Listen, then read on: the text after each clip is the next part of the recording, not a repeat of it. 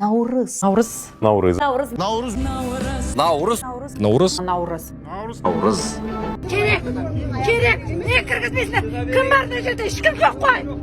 Қат толып тұр дедіңдер. Сенің қандай мен құрдым. Наурыз мейрамы қымыз, шұбат, бауырсақ, ұлттық киім-кешек, киіз үй, әсем ән мен тәтті күй, күн шуағы, наурыз көже.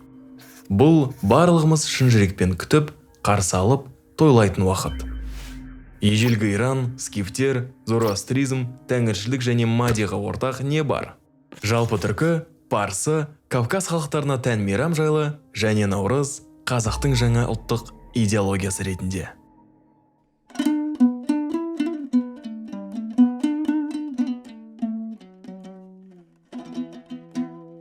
Наурыз парсы тілінен аударғанда жаңа күн дегенді білдіреді. Бұл наурыз атауының әр халыққа сәйкес өз нұсқалары. Ал күрд тілінде тіптен невроз. Жалпы наурыз мейрамы қалай пайда болған? Әлемдегі ең көне жаңа жылдың тарихы біздің өте алыс ата-бабаларымызбен, яғни скифтермен тығыз байланысты. Аңыз бойынша, ал нақтырақ айтқанда, Геродоттың тарих еңбегіне сүйенсек, жоқ, кішкене қойылым ұйымдастырған дұрыс болар. Тыныштық, жарық, сахна. Біздің заманымызға дейінгі 7 ғасырдың 70 жылдары скифтер ұлы даладан Ассирия Вавилонияға келіп, мұнда ұзақ уақыт билік еткен. Ассирия патшасы Ассархаддон скифтермен одақ құрып, өз қызын скиф ханзадасы Ишпакайдың ұлы Партатуаға тарту етеді. Уақыт өтіп, ендігі Партатуа патшаның ұлы Мади, дәл ол емес енді, таққа отырады. Біздің заманымыздан бұрынғы 595-594 жылдары не болды демекші? Ештеңе болған жоқ.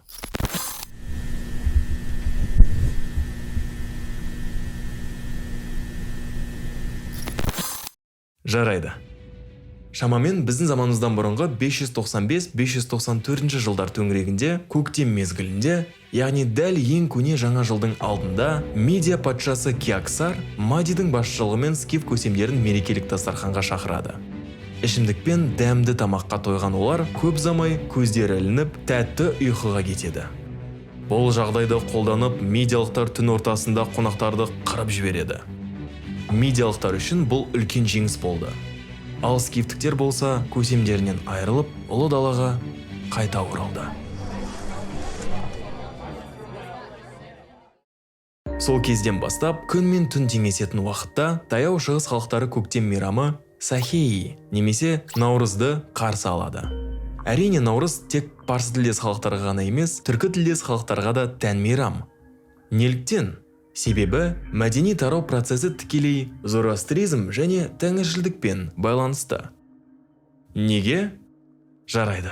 Бұл тақырыпты келесі жолы талдаймыз. Қаһарлы аязға толы қыс кері шегініп, күн шуағы бұлақтай төгіліп, жер жасыл шөппен оранып, флора мен фаунаға жан бітіп, адам бетіне самал жел соғар кезеңде келіп жетті. Бұл наурыз, көктемнің бірінші айы, ал кейбір халықтар үшін тіптен жылдың басы. Ұлыстың ұлы күні тек қана Қазақстанның ғана емес, жалпы орталық Азия үшін жаңа ұлттық идеологияға айналу мүмкіндігі бар. 2009 жыл 30 қыркүйек. ЮНЕСКО наурыз мейрамын адамзаттың материалдық емес мәдени мұра тізіміне енгізді. 2010 жыл 10 мамыр. Біріккен ұлттар ұйымының бас ассамблеясының 64-ші қарарына сәйкес 21 наурыз халықаралық наурыз күні болып аталды. Бұл ассамблея өзінің берген түсініктемесінде наурызды көктем мерекесі ретінде 3000 жылдан бері Балқан түбегінде, Қара теңіз аймағында, Кавказда, Орта Азияда және таяу шығыста 300 миллион адам тойлап келе жатқандығын мәлімдеді. Бұл нені білдіреді? Наурыз тек қана көктемгі мейрам немесе күн мен түннің теңдесуі емес. Наурыз символизмге толы таза феномен. Мейрам жаңа ұлттық идеология ретінде еліміз бен халқымызға не бере алады? Әулие Патрик күні, Ханука, Октоберфест. Бұл мейрамдарға ортақ не бар? ұлттық бірігу, әлемдік деңгейдегі мәдени мұра, жалпылық сипаттағы ауқымды тойлау, түрлі медиада, әсіресе фильмдерде көптеген көрініс алатын контентке толы ивенттер. Әрине, бізде де Наурыз фест атауымен, бірақ ирония үшін шығар, орыс тілінде терлеп мейрам құрастырып тырысуда. Өте нашар. Наурыз бұл таза жаңа қазақ идеологиясының маңызды бөлігі бола алатын мейрам. Садақ ату, асық ойнау, алты бақан тебу, қымыз ішу, ұлттық тағамдар істеу секілді символизмге толы, мәдениетті жоғарғы сатыға көтеріп, дамытып, халқымыздың екінші деміне екпін бере алады. Ал ол пантүркішіл көзқарастар негізінде, әлде дара ұлтжандылық негізінде болады ма? Басқа сұрақ.